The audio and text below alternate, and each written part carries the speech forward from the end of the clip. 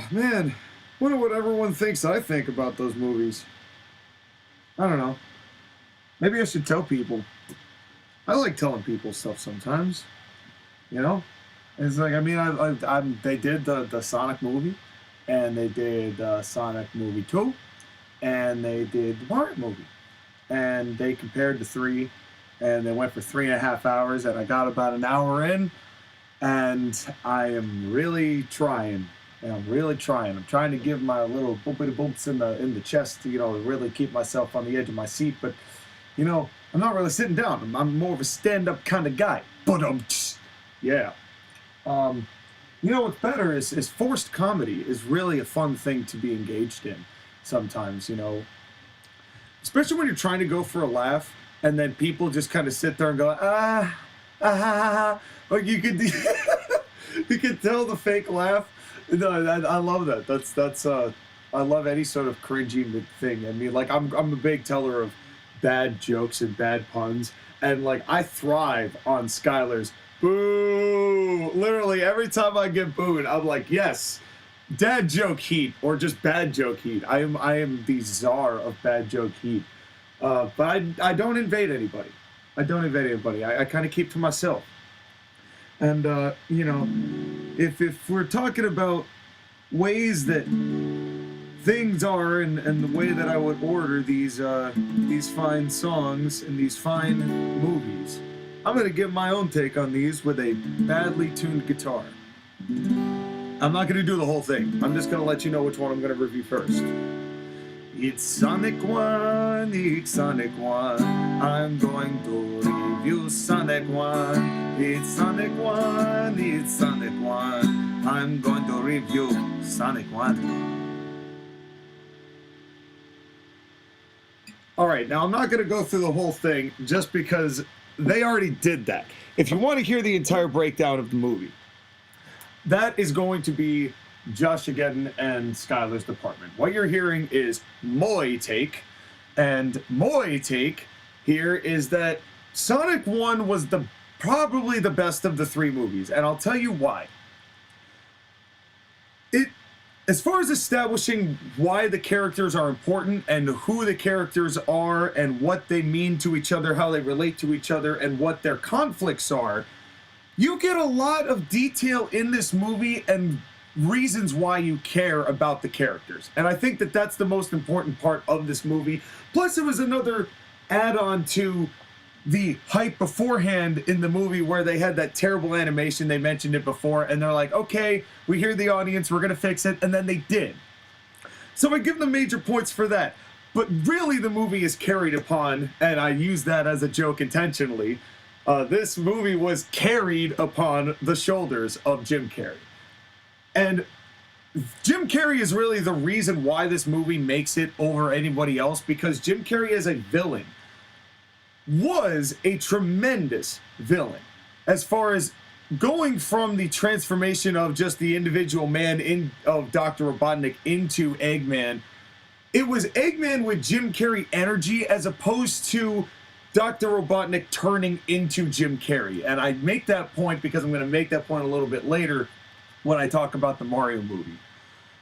As far as the cheesiness goes in Sonic, the whole franchise is based on cheesy humor and bad dialogue. I mean, that has been established as canon for a long time. So it really wasn't as cheesy as it possibly could be, as far as, he has chili dogs and such that are probably cheesier than the movie. But as far as, like, stereotypes are concerned, like, I understand it. There's a lot of cliches in the Sonic franchise. I do think that Ben Schwartz captured the sarcasm of Sonic quite well. I don't feel like it was as much of a problem to have him as the voice of Sonic as opposed to, they mentioned the names that I've already forgotten. And this is why I need Skylar on these things. But this is why I'm playing catch up here. So if you want to hear the details of the names, Skylar looked it up. The link is in the description to the video just before this. And if you're not subscribed, hey, hold up. Why ain't you subscribed yet? Why ain't you liked yet? What are you doing? Stop. Don't stop. You're listening to me. Don't stop listening to me. Go like it. Like it right now. Do it. All right, cool, thanks. Now, the difficult thing about this movie is that a lot of the cliches in it, I mean, they tried to adhere as much as they could to the original storyline of the video game, which I appreciate, because there's a lot of lore that goes into the Sonic games, especially if you're going into the Sonic Adventure 2 era, and you're going into all the GameCube games, and really the dark past that they gave to Shadow, and to how Omega relates into it, and Rouge, and all that they did in Heroes. It was all layered, and they did a good job in this movie saying, here are the main people that you need to be concerned about. There will be additional characters added involved, and we'll talk about that in just a second. But as far as Sonic goes, he's a kid, and it's established that he's a kid, and he hasn't really had any parental guidance of any sort because he's grown up on his own. So he's still going to be childlike because he really hasn't had any experiences, really major experiences of trauma or issue in his life or conflict. And I love that how Ben Schwartz was able to convey that. And especially, I got to give credit to Tom Wachowski. I'm going to use his gimmick name because I do love how he portrayed him. Tom Wachowski did a great job. And you know what? I'm going to look it up right now. Playing the role of Scarlett Greenberg is somebody who should be just doing this all the time. So, un momento, por favor. Oh God, Sonic move. Why no computer worky?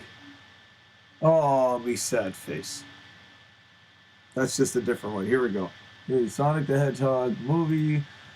Give me the IMDs. You gotta suck IMD's nuts because you're taking so long. I'm keeping all this in. I'm going to send this whole audio to Joshua. So, you know what? This is a gift for you. If you decide to edit it, go ahead. I know you won't. God, what's his... James Marsden. There we go. James Marsden. My man. I think that his dynamic with Jim Carrey is tremendous. And one of my favorite interactions is, in the whole movie, is the initial confrontation between Marsden and Carrey when they do with Robotnik and Wachowski, and they're like introducing each other's names, and you get a very revealing statement in this. And this is what I love about this movie. That when he says, well, I'm trying to remember the line. This happy holidays to everyone celebrating. You're not going to hear this day, but this is when I'm recording it. So. Apparently, oh yeah, on a side note, we're going to take a white nuts tangent. So apparently Josh again thinks that I'm just like a massive drug addict, and that is not the case. I would like to establish that from the get-go. I am a responsible human being. I work a full-time job. I work at a plant nursery, and I kick booty at it. And I am very thankful for that job, and I'm very thankful for the life that I've been given, and I live a very good life in a very good place. So I do not want people to get it misconstrued as far as what was revealed against my knowledge last time on the program. So I would like to clear the air and say that I am a respectable human being, and I would like to be respected and treated as such. And I also believe that I am a man who is dignified and very classy individual. And I don't know where I'm going with this, but just wanted to clear the air on that. In any case, when he says that I was spitting up formulas, well, you were still spitting up formula, and Wachowski goes, I was breastfed actually, and Carrey, I love this line. Oh, nice, and he goes, nice. Rub that in my orphaned face. So you can tell that that's where a lot of this issue is like he's incredibly smart, but he doesn't know his parents, which has made him a completely like solitarily just isolated from having any sort of love or attachment to humans of any sort, because that's not, if he's in an orphanage, it's very platonic, because that's the only real love that anyone can get in an orphanage. And that's not a knock on them, it's just that's just the way it is, and that makes for some troubled kids, and we've seen and heard that many times before. So it's a good way to establish why Robotnik has these motivations and where all of that is rooted from. And it's small things like that that really got me in this movie, and Carrey delivered them so wonderfully, because his energy was exactly what Dr. Robotnik needed. Especially in that initial stage where the dialogue was so well written. They really took their time with it. And I think that extra time to work with it really benefited them in a way that I think maybe Sonic 2 didn't quite achieve. As good as I thought it was, it was different. It was just in a different way. But that initial step that it was taken as far as the attachment of him and Tom, of Sonic, that is, too many pronouns, Bell. Sonic and Tom, they have their wonderful bonding experience at the bar. I didn't mind it. I thought that it was, that's the kind of cheesiness that Sonic kind of induces. That's exactly the kind of energy that the whole Sonic franchise has encapsulated. The Sammy the Sonic fan, don't you realize your actions have consequences kind of deal. Because it's that kind of cheesiness that's made the franchise great in its own special way. Although, I don't know whether you ever got to talking about it. I don't know why I'm talking directly to Josh again and Skylar here, but to the folks. The Wii era of Sonic that included, but was not limited to, Sonic and the Secret Rings and Sonic and the Black Knight. Before Sonic Unleashed came out for the Wii, but that was, I think, also for the PS2 and GameCube first? I think? I don't remember the year that Sonic Unleashed came out. I could look this up as well. Sonic Unleashed. I'm looking up things. And, what are you doing today? Sonic 2008, so it actually was released on the Wii. It must have been. So, was Sonic released their success was one of the first questions asked. That is up for debate, but I think that it was I liked it. I thought it was fun. Even though it was, people didn't like the beat 'em up part of the Sonic and the Wolf, I didn't think it was that bad. I think that they over-relied on it. I thought there was too few Sonic levels as far as, like, the speedy Sonic levels instead of the Monster Sonic level. It was not as even as one would have hoped. But that's okay. As far as, like, doing major obstacles, it just, I don't know. In any case, I'm getting off track here, but as far as the movie is concerned, it was really a wonderful way to put everything up together. I didn't mind Wade and the characters that were established by, the industry, the peoples who were associated with the movie, with, the Sega people, for lack of any term whatsoever. So, with the Sega people that they brought in and they made this movie, I do think that the ending was great as far as Wade and the town coming together. I do like the conflict, by the way, of Tom as far as the moving to San Fran and the Green Hills. And I think that there is a good way, Sonic calls out Tom in a way that he hasn't really been called out about being dependent on in that town. Not in a way that, like, somebody would be offended that you left or was hurt that you'd leave so passionately. And I think that's something that Tom had to deal with. And it was a way, they both needed each other, one to kind of understand that Sonic is just a kid and, he might be a little over his head, but he can handle his own, but they need each other. I do find it interesting that the Mushroom Planet is a tie-in for both of those universes. Is that on purpose? I don't know. Probably not, but maybe. Not that we're going to see the Mushroom Planet make a reappearance. I don't expect it to, at least. But I do like the whole concept with the rings, and I grew up liking Sonic and Mario, actually. I played both. I was, I played from both sides. You know what they say, I go play a little Mario, and then I go play a little Sonic. I like both. Which is where, I thought that my opinion was sorely missed in that 3-hour, 30-minute, and 6-second excursion of a Super Jam Session podcast.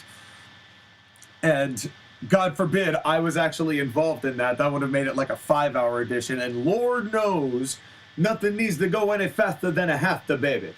So, in any case,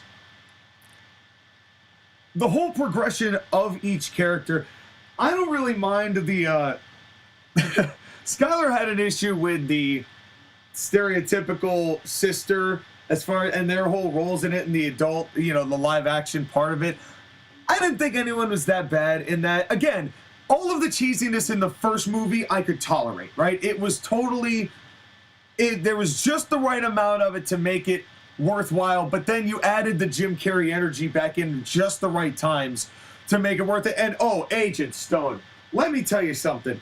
Okay, I gotta do some more research. I gotta do more research, baby. I gotta find out the man who played Agent Stone, because he is the man of the hour.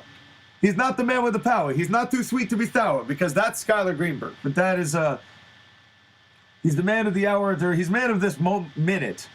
As I do more research, he seems infinite because my fucking Google is not working. You gonna get slapped. And I don't know what is taking so damn long. Agent Stern Sonic movie. That's what we're looking up, folks. Research, it's a research and random singing bits. It's a research and random singing bits. Who is he? Hold up. Sorry. Lee Majdoub. That may be wrong. I apologize if it's wrong. Lee Majdoub. You're the man. This guy is the exact chemistry that you need with someone like Jim Carrey to pass off as like the stooge, but he's still like, he's not as dumb as Wade. He's still like quite intelligent, but he's not as intelligent as Robotnik. That's kind of how it goes. But the whole lattes and the thing with that, I loved that. The dance was tremendous. That was, again, that's the kind of cheesy and goofy that the movie needed. And especially during the whole thing with the quill, which is another great scene with that. and they mentioned in the previous podcast that there are so many quotable lines, and that is something that I will reiterate here. It is crucial to have quotable lines, and I actually quote the dialogue by myself out loud several times a day, and it actually freaks people out a little bit because I like Jim Carrey a lot, so I kind of do the different voices. I'm a bit of an actor myself. I've sung in operas and whatnot, and so as a result, people think I'm crazy, and they are not wrong. But when it's that memorable, you know that you've hit something very strong, especially when there's that many, moments in the movie you can really look back to think, oh man, that was so funny, or that was a good moment, or that was intense. And Jim Carrey really always felt like a threat. It wasn't like he was soft and bouncy and fluffy, and we're going to talk, and we'll more on that in a minute. But we've got somebody who has really descended into this level of obsession with Sonic, which is exactly where he would be for something like this. And then the whole subplot and the idea of he didn't belong here, so it's okay that, he's dead, and we'll just work on his body and see what happens. That, people would come to sympathize with him. It was great heel babyface dynamic. It was perfect hero villain. And they really did a good job. I mean, again, cheesy ending, but it worked. And the funny thing was, the way that Sonic won was just by being Sonic. So it was like as canon as it could get that he just bopped the ship to death, because that's what you do in the game. And to be fair, to the Mario movie, that is basically how they did that as well. But, in any case, it was just a perfect ending. And then the afters where, you get the feel good. I really didn't like the Olive Garden spot. I thought it was cheap. I mean, there are product placements that you necessarily throw into movies that are a little more subtle than the way that they were written. And just for the record here, I did go and graduate from Quinnipiac University with a degree in film, video, and interactive media. So I am looking at a few different things here, just for what it's worth. I do have to say, I do love how most of the shots were actually directed. As far as, the movement, it being creative spots. It wasn't necessarily, you always captured the emotion well. And I think that that's a big part of what made the moments in Jim Carrey threatening, was just the way that he was framed. You know, I think that there was a lot of straight on shots with Bowser that just psychologically, he wasn't necessarily like above the frame to look or feel menacing. Hardly ever. You know, it wasn't really that way with him. They were almost made it a little more diminished because they were trying to capture Bowser's softer side, which I do understand. However, there was just a way that this was shot that, even though some of the shots themselves were quite cheesy, I must admit.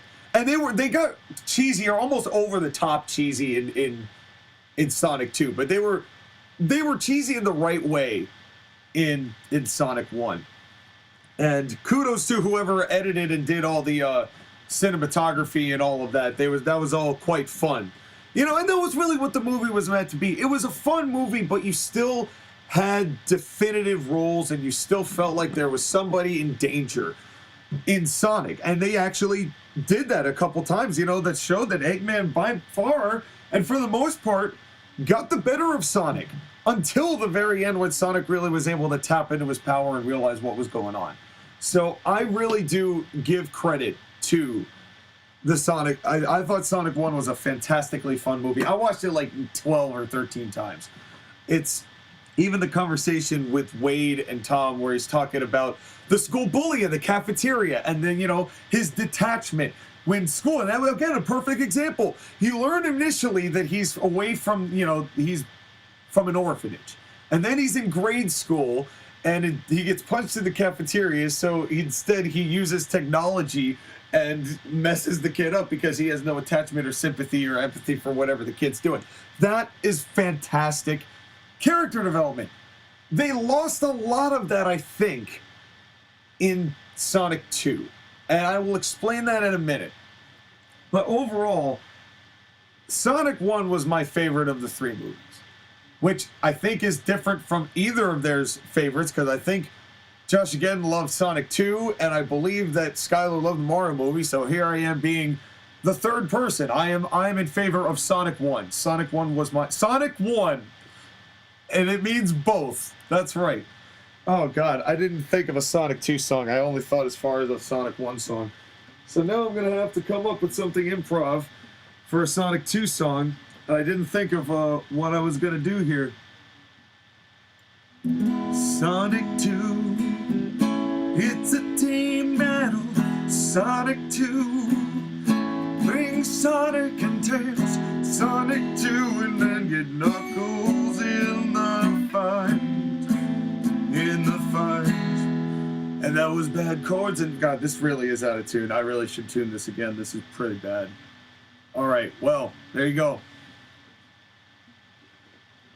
I said it was improv, and I should have chosen a different key. But you know what? As the third of the three movies, Sonic 2 kind of deserves a crappy tune one, and I will change the instrument that I'm going to use for the next intro. Instrumental, because I am going mental here, because it is just so much animation. My mind's going wild. Sonic 2, I saw in theaters with my folks because I forced them to watch Sonic 1, and they liked it, and they thought, and that's another thing I want to throw into the hat here.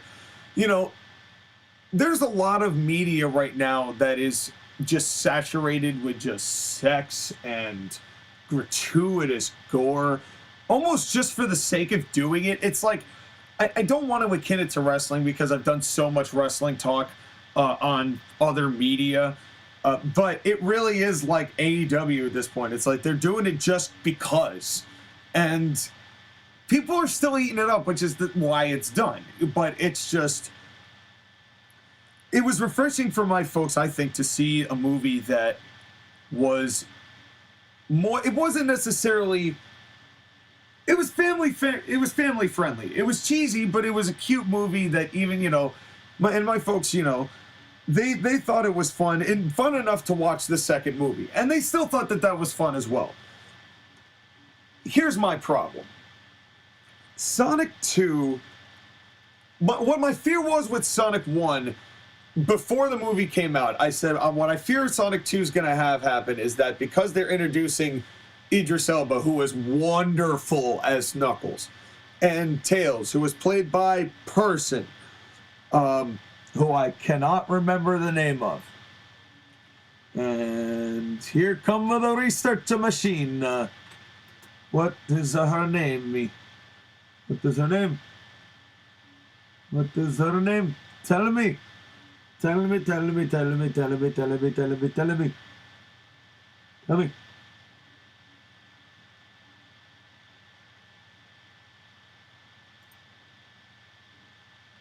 Tell me. Here we go. It's taking time. It's taking some time. It's taking some time. Why is my Google taking so much time? It's some booty. But as we find the name of Tails, I've already looked it up. I'm going to find it here in just a second. As soon as this pops up, whenever it feels like popping up. Sonic 2 did a good job of establishing characters again. I mean, Tails and Knuckles definitely got some time. Sonic and Tails definitely bonded. The problem was I didn't believe Eggman as much as I did the first time. And I think that the lack of really quotable lines hurt the movie a lot. Because I do remember, the various points in the movie, especially when they're going through the whole big temple under the sea, and they're figuring out that whole thing. And, kind of it ended up being a bit of a team battle, and then, they figure out that Sonic and Knuckles, and I did like a lot of the ways that things were going, but I didn't love the wedding.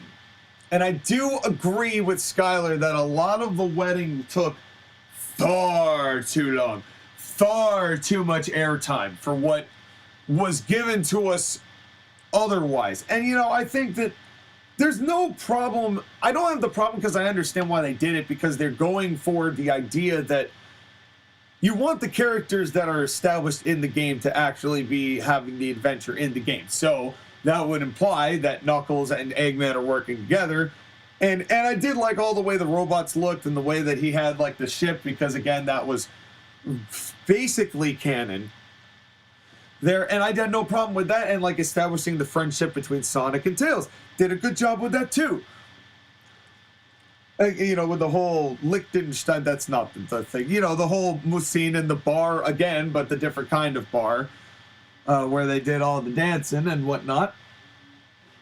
And pardon me as I take a swig of water. You gotta hydrate. Hydrate or dihydrate, folks. That is a fact. You do not want to dihydrate. You want to hydrate.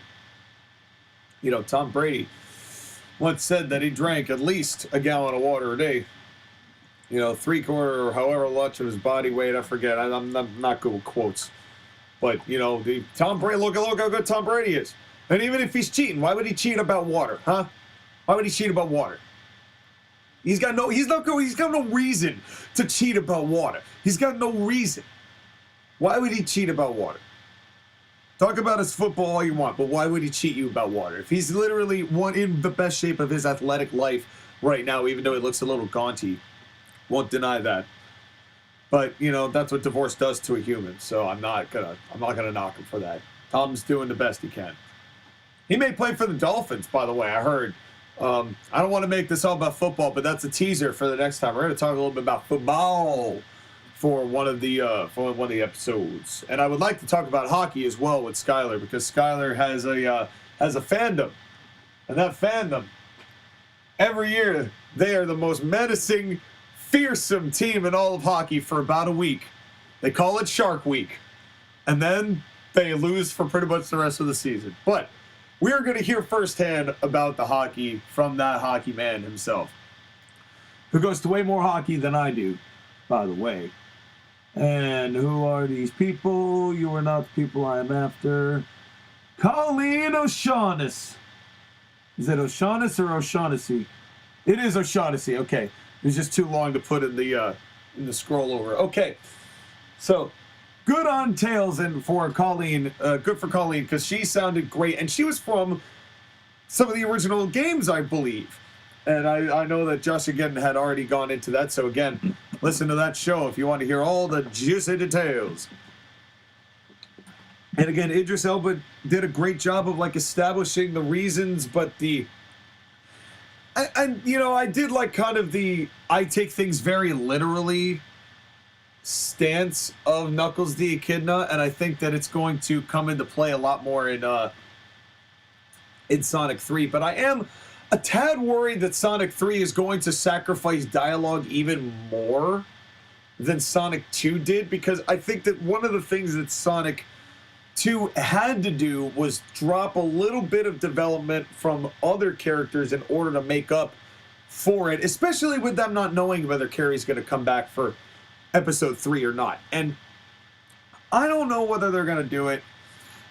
At this point, you would kind of suspect that you would have heard, yes, I'm going to come back for 3, because presumably they're doing that in 2024 is supposed to be the release. I don't know that for sure, but if they're following the trend that they did before, then that would presumably be the case that they're doing. But I don't know that for definite. That's just a thought. That's pure speculation.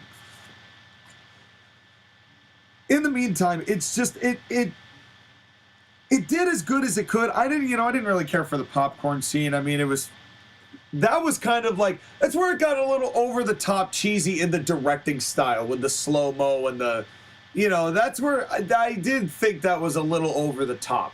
And I think that that's where I got a little turned off. It's not that the movie was bad at all. It's just that the scenes got so cheesy. I did like the priest with the gun though. That was pretty funny when it was in there when they did the whole like capture scene and they figured that out. But again, the whole true love thing, was it necessary? I don't know. I mean, it wasn't like that movie was terribly long. It just those scenes felt terribly long. And they felt like they just took up a lot more screen time than the real core part of the movie. And I could be wrong. It's just that's how it felt at times for me. That's no knock on Tika Sumpter or Shamar Moore or any of the people involved. It's just that's just the way it felt on my part. But again, I did like the gigantic robot again, and him getting the Master Emerald and getting all of that power. It was great having him feel threatening, and I did like that. It made and he really did look like a badass. I don't know how to describe it, but he really did look like a badass, and I do applaud that from Jim Carrey and the actual the rest of the people doing the CGI and all of that, throwing all that together. And I thought it was so typically Eggman to make a nearly immobile robot be the thing that's going to threaten the town. That's so classic Eggman. And again, my only thing is that I feel like it was just a shame that they just like happened so fast that he lost the power and he didn't really get a chance to fight back the way that he did in Sonic 1. Really? It was more like I used you to get here, but I didn't really do any of the work. But I also didn't do any of the fighting. It just took a little bit off of what made it whole thing special, because Eggman was such a key part of why 1 was so good. And I felt like he was one of the guys who lost a little bit of his development because of how this movie was written. That being said, it's not a bad movie. I'm not saying anything about, all 3 of these movies were fun and good for their own way and their own reasons. I just thought that there was a lot more over-the-top cheesiness in 2 that could have been dialed back a little bit in 1. And I'm not as excited for Shadow as Josh again would be. I mean, it's cool. I don't know who they're going to cast for the voice. I don't remember who they said is going to get it. But it's going to be... I wonder, actually, have they... Let's find out. Research, voice of research. Have they cast a voice of Shadow? Tell me these things right now. Well, who knows how long that's going to take. But, no way. There's no way it's Keanu Reeves. There's no way it's Keanu Reeves. Oh, they still haven't named him. Okay, I see. I was like, there's no way it's Keanu Reeves. But in any case, okay, so there's been no answer for that. Yeah, it's not okay. We have no confirmation yet. Nothing has been said. So all of this is alleged. You know, they said Keanu Reeves allegedly. You know, I saw Christian Bale.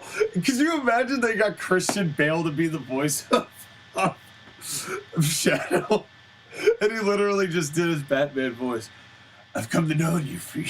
I can't even do it. I can't even do it. Oh, that'd be so great. But in any case, I'm interested to see what they do. And again, at the end of the day, Sonic 2 did still develop a lot. And also made a solid alternative in case Jim doesn't come back for Sonic 3, which is, he has every right to. He's had a hell of a career, and if he wants to retire, he has every right to retire, and God bless him, and I love everything, almost everything he's been in. And God bless him, because Hollywood really needed him. And if Hollywood really, and I think still does, and I think still does need him, and I don't know whether we're going to have him to do roles for much longer. And so thank you, Jim Carrey, for everything that you've done. And thank you for honoring another commitment to do another Sonic movie. And I do think if we find a way to get more depth into your character for Sonic 3, we should try to pursue it. But Agent Stone is still a valuable member of the family. Oh, and something that Skylar mentioned. Wade, the thing that didn't work also in this movie is that there was no real character development, in my eyes, of people like Wade or the sister, who I cannot remember the name of. Research. Sonic the Hedgehog. Come on. Oh, well, this is brutal.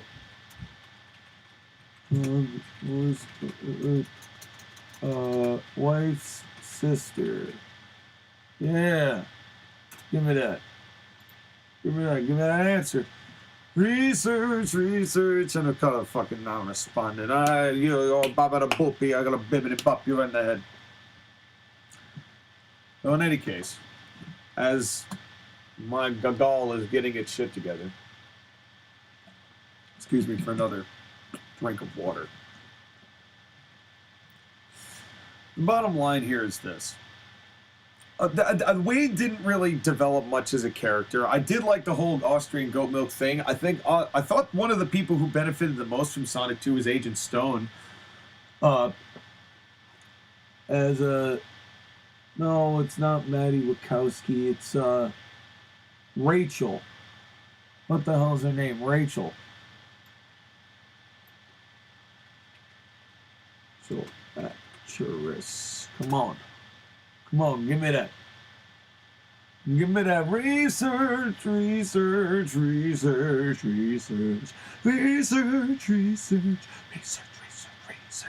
Natasha Rothwell. Again, no disrespect to Natasha Rothwell at all. I thought she did a fine job with what she did. But she was not the person in the movie who needed the character development. Why don't we put it that way? That it's one thing to throw it, but again, Wade didn't necessarily need it either, but neither really got it in a major way. It was more of just, that ended up being more of like a gigantic joke rather than doing anything really of consequence. It was more just a distraction from the matter at hand, which I also think was part of the problem, where it wasn't as much that in Sonic 1, it was all kind of just, it all mattered and led to the right places at the right times, and like everything was going to converge. And yeah, everything converged in that way, but it just, again, it was not as much of the screen time for the appropriate parts. It lacked the balance that Sonic 1 had. And I think that was a big part of it. And again, some of the character development was lacking or in the wrong place, and some of it was solid. And again, still having the FBI in the case, and I don't know if they did the Olive Garden thing again. I can't remember. But that's, again, part of the problem. And, okay, I haven't seen Sonic 2 12 times, which probably also would be part of it. But at the same time, I haven't really wanted to either. You know, you understand, that's kind of the issue. It's like, I haven't really wanted to, because once was fine. You know, it wasn't as intensely invigorating and exhilarating, and you were gripped by the story and depth of the story the way that Sonic 1 was. And I think that that really hurt its cause. But that doesn't mean that it was a bad movie. I still liked it. Again, it's just, as far as comparing one to the other, it just made for a little bit lesser of a movement. And again, the dialogue suffered because you needed to add more characters and do all of this at the same time. And again, this is no knock on anybody involved. I wish nothing but success for this franchise, genuinely. So I want to see a third one. I'm gonna see a third one. You know, this is no knock on anything involved. It just, there were bits and pieces of this that hurt for me. And I really, by the way, there was another talk about the flossing. I mean, so they didn't even give Sonic teeth. Remember, they took away his teeth. So why would he be flossing?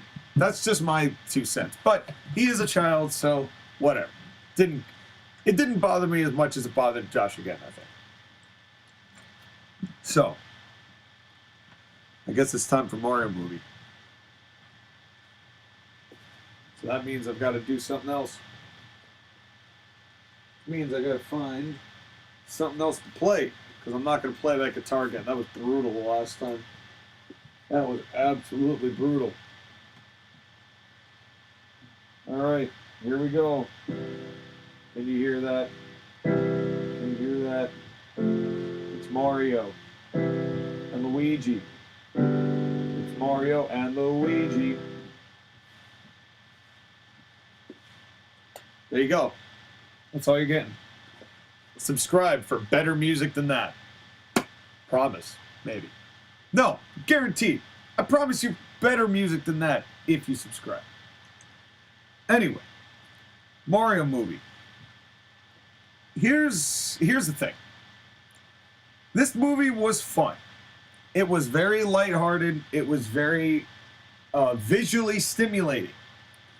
And I say this because, as Josh again, once again, just overtly just battered down the door of kayfabery, I had a little bit of fun. I was having a good time as I was watching the movie. And the thing is, most of what I would call the Mario movie is, again, it's a kids movie. We established that all three of these are kids movies, which is fine, but it was just soft. And I will explain. Because there were a lot of triumphs in the movie. So I don't want to knock, Illumination or Illuminatico or, whatever. But there was a lot of issues that I had that mostly stemmed from the lack of depth that the Mario movie had. And it's really not the fault of the Mario franchise at all, because the Mario franchise has been built specifically for the lack of depth. And they're trying to make some, content in here, and they have more to work with, but it feels like this was like a single cut and dry show, right? This was like, a good comparison is this entire movie was the first episode of Inside Job. If you like adult cartoons, I recommend checking it out on Netflix if you still can. I don't know if it's possible or if they've taken it away yet. I don't remember. But that would be the one that I would say this was the entire first episode of that show. And that show is a 30-minute show. But I'm getting aside from the point here, because there was a little establishment of characters, but the only real development that I felt mattered was that Mario and DK both had daddies who didn't like them, no way, no how. And they had that moment for about 0.5 seconds, and then they're like, oh, now we're best friends, basically. And there was just, To me, I loved Jack Black. Jack Black was tremendous. He made the movie. Again, this was a very entertaining movie. I had a lot of fun watching it in the theater, you know, with that wide screen, getting to watch all that. I did love that nihilistic Luna. That was the best part. That was hands down the best part, was the nihilistic Luna. Just like futile, just begging for death and futility. That was like such a great little piece thrown into the whole, like, happiness of the whole matter. But Luigi getting captured. Luigi, I did highlight the fact that he got his moment at the end of the movie, and that he did actually do it together. Although it was very lazily written, I thought, just because it's like, you and me, no matter what, they're together. And they repeated that, and that was the only thing, like, the whole tie-in in the movie. Together, together, together, together. And then they beat up Bowser together. And I did like that. But let's talk about Bowser. Because I did like the way that, by the way, I'm sure that they mentioned it in the video. This is where, like, I didn't quite catch up to it before I wanted to say my piece.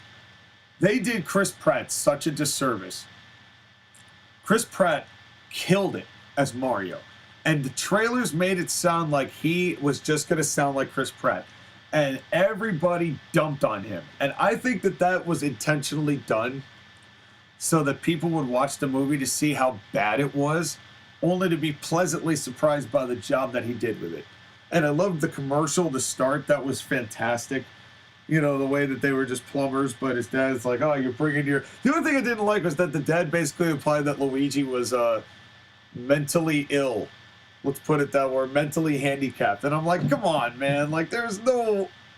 Why you gotta do Luigi like that? But they established that he was scared easily. I mean, they did do some surface level character development, right? It was fine for this is this person, this is what they do. Okay, and that's about it. And you did that with DK, and you didn't really get that with Cranky Kong. You did get a lot of it in Peach, though. I mean, they did do a good job of leaving a lot of that open. As I don't know where I came from, but I was just here in Mushroom Kingdom. I was bigger than all these toads, so I think they were all just afraid of me, so they just made me their queen. So I'm just, or princess. So I've just been kicking ass and taking names. And I do like the fact that this movie did establish Peach both as an ass kicker, but also as somebody who needed to rely on Mario to get the job done. And I think that that is a good distinguishment that has a difference. Because, you know, I just know that people do this thing where they're like, oh, she's either, you need to make her so strong or she doesn't need to rely on Mario, or the opposite effect of like, why can't they just follow the canon of Princess Peach just needing to be rescued by Mario? Why do they have to go be strong? You know, they use the term woke a lot. Don't ask me who they is. I can't tell you. But the point is, people want to do that all the time. And my point is, I think that they balance that with Peach very well. Where Peach demonstrated, especially in the training course, and the fact that she trained Mario, you know, to kick ass and run the course. And she's like, you got to do this. And the fact that Peach is training Mario, and then Mario's like, all right, I can handle this. And as evidenced by the fight with him in DK. That was good. And really, Peach relying on Mario in that fight to get the job done. And then again, Peach kind of making her own comeback. I did like with the fact that she was like, all right, I'll marry you, but no, I'm going to still be clever and use the freezing, the ice flower on some of the guys. And Bowser had to kind of work with that. And I like the fact that she was able to handle that. But Mario still ended up being the one who really did it and took care of business. And I do like the fact that they went back to Earth.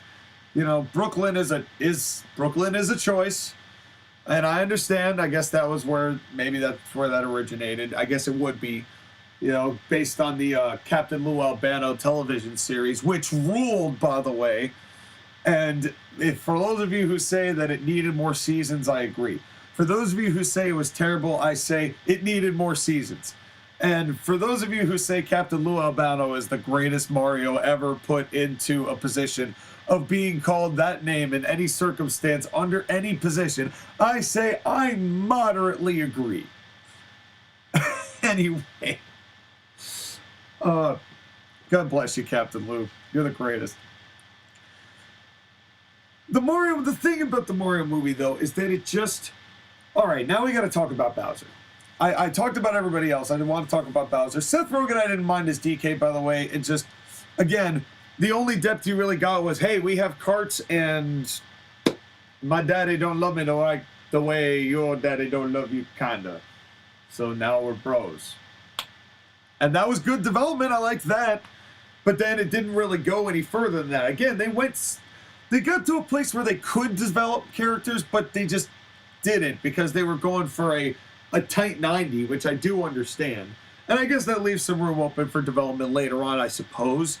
And again, I had fun watching the movie, so I'm not necessarily trying to complain too hard about it.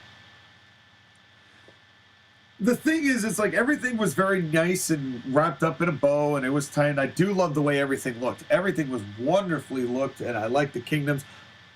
Here's what I don't understand, though, and I'm sure that they talked about this in the 3.5-hour slog. Why did the Penguins not just use the star? If it was going to work on beating Bowser, why didn't they just use it? I mean, I guess they really did think that they could use snowballs, or are they that dumb? I don't know. Maybe. I mean, clearly one of them was because they were so excited about the wedding. But the whole lowered in the lava thing, I guess, was, the most dangerous thing that they did as far as Bowser being like a threat. But that's kind of where I'm getting to that with this. Jack Black is a tremendous talent, a tremendous actor. I just love Jack Black. I love everything he's done. Apocalypto, Post-Apocalypto, the album and the show that he did, the Tenacious D show, is wonderful. I love his show, or his piece. He has a jazz song that's 10 minutes long, this Tenacious D. That is absolutely fantastic, and it's Jabel's doing the improv vocals as this whole thing goes down. It's wonderful. He's got so many good pieces to him. He's done such good work. I love him as Lenny in Shark Tale. Great another role he's done. He did what was it? He did the King Kong movie. I remember him being in. He's been in a lot of stuff. School of Rock, of course, another great movie. He puts so much passion into everything he does, and that is evident by how popular the song Peaches is, which was perfect for Jack Black, by the way. I don't know if that was wrote for him or if he wrote it himself. I could see it being either, because it could definitely be, I could see Jack Black just doing exactly that at once. Be like, hey, can you make a song about Bowser loving Peach? And you'd be like, I got you. And that's what he comes up with, you know? I could totally see that. But here's the thing. They animated Bowser like Jack Black. And my biggest complaint about the Mario movie is that you never felt as a villain Bowser was a major threat to Mario and Luigi and Brooklyn and all of that. They kind of force-fed the, oh no, what do we do? And then they find the star. And first of all, if Bowser had it, why didn't he just use it immediately? Why didn't he go, here, I'm going to touch this star, so I'm going to be super powerful. So if you try to kibosh this deal, I'm going to be super equipped. I'm a superstar. You want to marry the superstar? They didn't do that. Because they did the force-feeding line of, they really makes a man come out of his shell.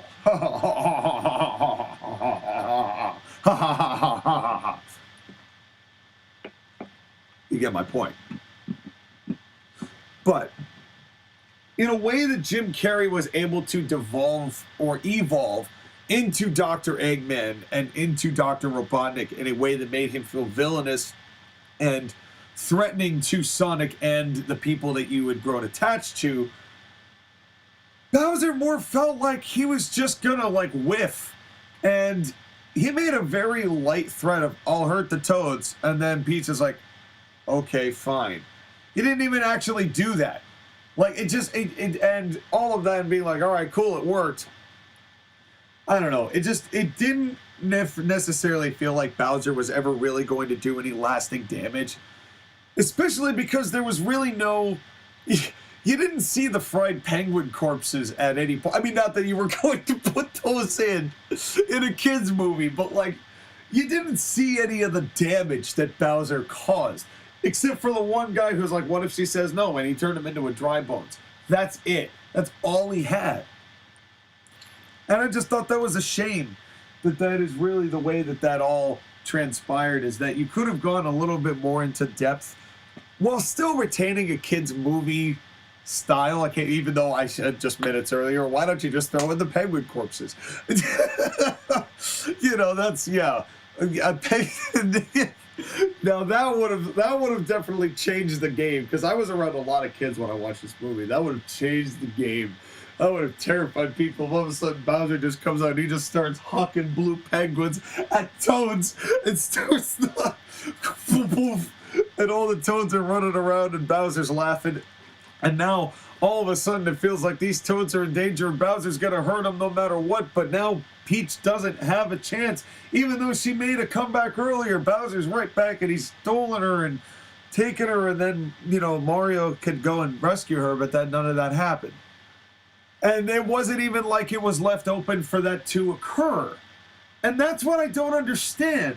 It's like they did the whole thing where he eats a bad mushroom, you know, one of the purple mushrooms, and he shrinks. But like, that doesn't last forever. So why would that even work, first of all? Because they established that the second you get hurt and you get hit, boom, done. So what's to stop Bowser from just like headbutting the cage, getting hurt, and expanding? Boom, I'm out, done. And who gave him the mini piano? Let's be real. Who's got a mini piano that they slid into that cage? Because did they give the piano a mushroom? I don't think they did. So where did he get that piano? Is my question to you. All I'm saying is, it felt so cut and dry and so shallow that they left nothing open to continue. Like, yeah, they could have had Mario and Luigi kick Bowser's ass, but, you know, make the hint that Bowser is actually going to come back and actually do something. Or maybe he kidnaps the princess. You know, they do like a several years later, or, you know, the next hour or whatever. And, you know, he kidnaps Peach, and, you know, and then Mario has to go and we're going to save her. And then now you have the fuel for the next movie. And I was really surprised that it just ended as flatly as it did. It was a flat finish. And I don't understand. Like, I understand that the whole movie is meant to be kind of a shallow base, and the whole franchise has a kind of a shallow base, but why not take that opportunity? Why not seize that opportunity to leave room open to people wanting to watch Mario 2? That instead, you know, maybe Luigi is, you know, off doing more his mansion stuff, which you could probably do some sort of, you know, spin-off movie. I bet you people would watch a Luigi's Mansion movie. I bet you people would watch it. For the sake of the game, people would watch it, and it would work more than the whole year of Luigi that lost people a lot of money. Wouldn't work that way, I don't think. They know they've got money in a Mario 2. They know they've got that, especially with the success of Mario 1. So as a result, why just end it like this? It was a flat ending. I don't understand it. Because you have the whole Mario and Yoshi storyline that wasn't even explored at all. You established Baby Mario and Baby Luigi, so that could be something that occurs at some point. You know, you've got Wario and Waluigi that could get involved, you know, start doing that alternate universe Zabada, or whatever, you know, however you're going to establish them. And, you know, even if you do that with the needing of the help of Bowser, I just felt like there was nothing to lead you to believe that there was something else to happen. When there's so many more characters to involve, and I didn't understand that. Why have it be so cut and dry? Maybe they don't have faith in a second movie. Maybe they don't want to taint what was already had enough money put into it. I don't know. It was a good movie. And I thought that its shallowness hurt it a lot, but I don't think that necessarily means that it was not a very successful movie for what it did and how it did it. I just wanted a more engaging finish, and I think that the Sonic franchise did that better, but I do think that there is enough established for multiple directions to be taken, so I'm not going to rush to conclusions about it yet. So, to wrap things up, at the hour mark, Sonic 1 was my favorite movie. The Mario movie comes in second because of just how visually stimulating it was, and it did not have the campy cheesiness that Sonic 2 did, and was not hurt by its lack of character development where Sonic 1 succeeded so well in it. I think. So I don't dump on the Mario movie. I don't dump on the Sonic 2. I don't dump on Sonic 1. I think they're all good in their own way. But I do think that that is the order that I would put them. Thank you all for listening to the Extra Jam right here, where you actually got jams. They didn't give you any jams. I gave you jams, even though it was a badly tuned guitar and a piano Reeves that you may or may not have been able to hear. So thank you all for watching me try. Later.